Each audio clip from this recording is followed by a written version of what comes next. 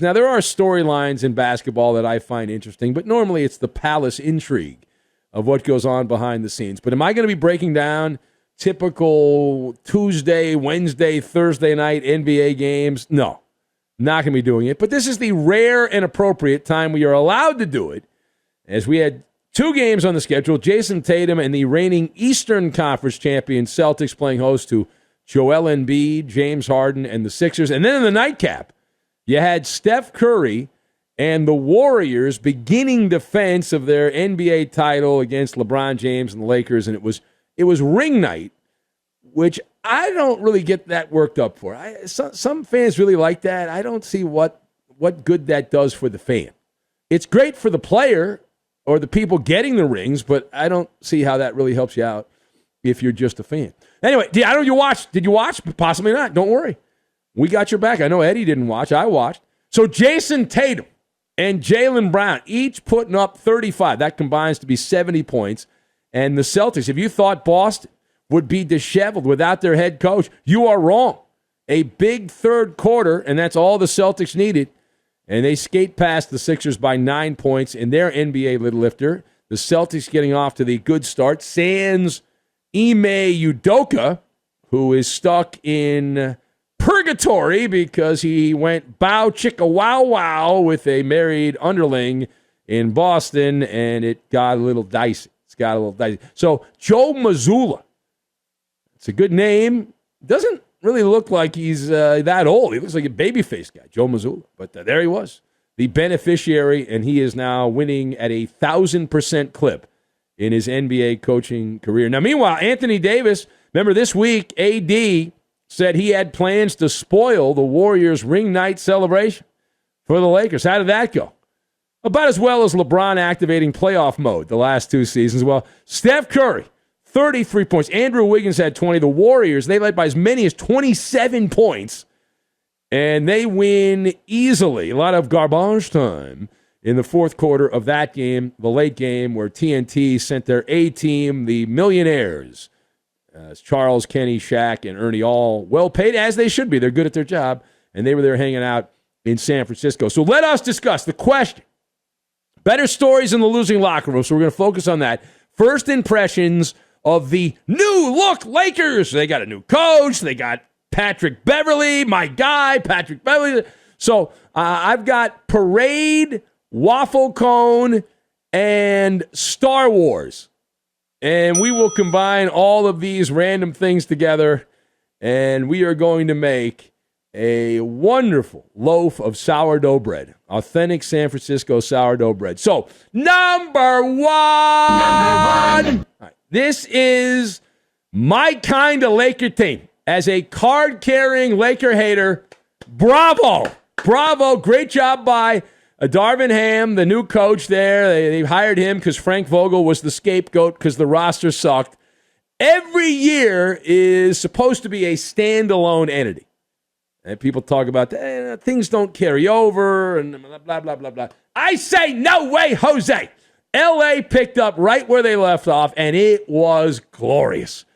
10 of 40 from three-point range. Brick house, right? Serving up turnovers like a bakery during rush hour, morning rush hour. 22 turnovers, giving up 27 points. Now, we have heard that purple is the color of royalty, which is appropriate because the Lakers royally stank. LeBron James and Anthony Davis appear to be very content as stat banditos, that they're going to get their numbers. LeBron's chasing Kareem Abdul-Jabbar, and he put up 31 points in this game, and he had the 14 rebounds, the 8 assists. And Anthony Davis, 27 points. He made it through a game without getting hurt.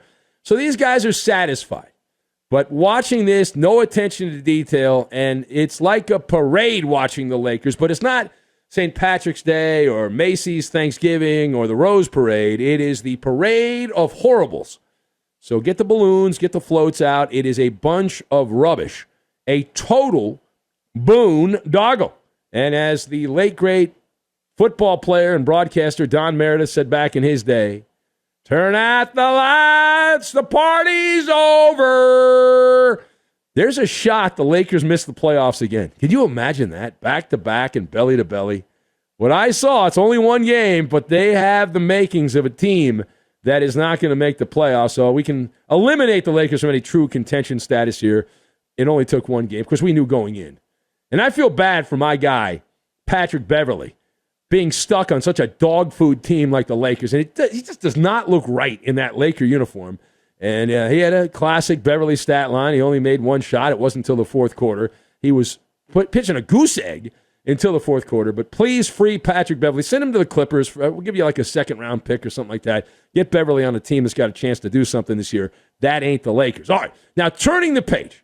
So on page two, how concerning, let's go to the Eastern Conference, Philadelphia, how concerning a performance was this for the 76ers as they fancy themselves back in contention in the Eastern Conference, right there with Boston and Milwaukee, the top teams in the East. So it's one game, blah, blah, blah, blah, blah. But it is less than ideal. It is less than ideal. Every team, you want to get off to a good start, alert the rest of the league that this season is going to be different, blah, blah, blah, blah, blah, blah, blah, blah, blah. I feel like it's more important, though, in Philadelphia. And I'll tell you why.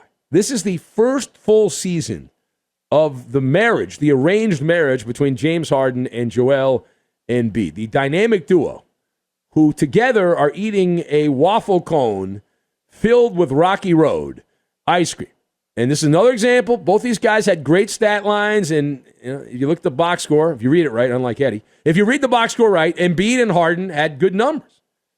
But if you watch the game, right, they were not doing enough as the Celtics made their run in the third quarter. But Harden had 35 points and 8 rebounds and 7 assists, and Joel Embiid 26, 15, and 5 across the board. But it was not enough. So these guys put up the kind of stat lines that you would expect going in, and it's still not good enough because of the other guys around them. But it's a combination of things. I mean, the star players usually have to pick up the slack when that happens. It's not good enough here.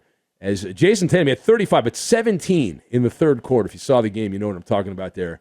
In that lonesome third quarter where Boston took the game away. Defense optional. Neither team was really playing defense here. But when the dust of the regular season settles in April, and we circle back and do inventory on where we are in the NBA, I expect the Sixers to be a team that's a contender. They'll win a bunch of regular season games, but a faux contender. And they still have Doc Rivers as their coach, and Doc knows how to break your heart. He absolutely does, and he also does not know how to use Twitter and with porn and all that, but he will break your heart. All right, final point. So I get criticized quite a bit when I talk about pro bouncy ball, so I thought it would be interesting to dust off the Maller scale of interest. So what is your level of interest in the new NBA season? The Maller scale of interest, 1 to 10, with 10 being a kid ready to open presents at your birthday, right? At your birthday party. I'm at a 4. I'm at a 4 on the Maller scale of interest. And I'll tell you why. The NBA it's always a soft launch. The regular season doesn't matter. It really doesn't. The NBA goes in waves. You've got the soft launch, which happened this week. You've got Christmas, when the curtain really goes up. People are supposed to pay attention, but the NFL has bogarted Christmas. There's games on Christmas, so forget about that. And then you have the playoff season. Playoffs, which start in April. Everyone gets all excited for NBA playoffs in April, and then they just drag on and on and on and on and on. And so my interest in the NBA, even I'm a fan of a team that's one of the favorites to win the championship this year, right? One of the top teams in the NBA. But am I jonesing to watch when the Clippers play Sacramento or the Utah Jazz? No, I'm not. It's like the Star Wars opening crawl. In a galaxy far, far away, I will be excited. And it also comes down to, with all of this, and in the NBA more than anything, players are very soft in the modern NBA. They don't play hard most of the time during the regular season. They take a lot of games off for load management. They believe that the more they play, the worse they do. In the old school, guys used to play a lot because they felt like they needed to keep playing, but not in the modern ball player. They don't like that anymore. But assuming the people's team stays relatively healthy, which means Kawhi Leonard and Paul George are there through the playoffs, the Clippers are going to win the title. And I cannot imagine the kind of vitriol that I'm going to get from the cockroaches, the trolls that listen to this show. But that's where I am on the start of the NBA. Scale of interest, a 4. A 4 on the Maller scale of interest.